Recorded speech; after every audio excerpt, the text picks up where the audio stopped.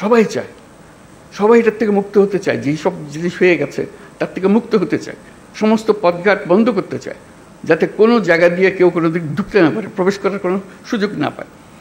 এই আমাদের যে একটা, আমরা এই এখান থেকে ফেব্রুয়ারি পর্যন্ত যদি এই কাজটা করে ফেলতে পারি, তাহলে আমাদের দেশ যেরকম নিশ্চিন্ত হবে এবং পৃথিবীর অন্যান্য দেশও আমাদেরকে লক্ষ্য করবে, শিখতে আসবে যে আমরা কীভাবে এটা করলাম, কী জিনিস আমরা এর মধ্যে দিয়েছি।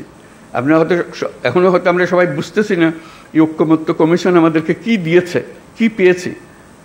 1 বছর পরে যখন এদিকে ফিরিয়ে দেখবেন তখন বুঝতে পারবেন কি মহাকাণ্ড আপনারা করেছেন। 2 বছর 10 বছর পরে যখন অন্যরা দেখবে তারা অবাক বিস্ময়ে তাকাবে কি কাণ্ডটা আপনারা করেছেন।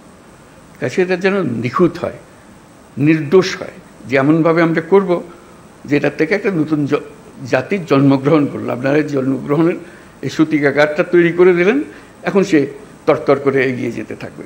সে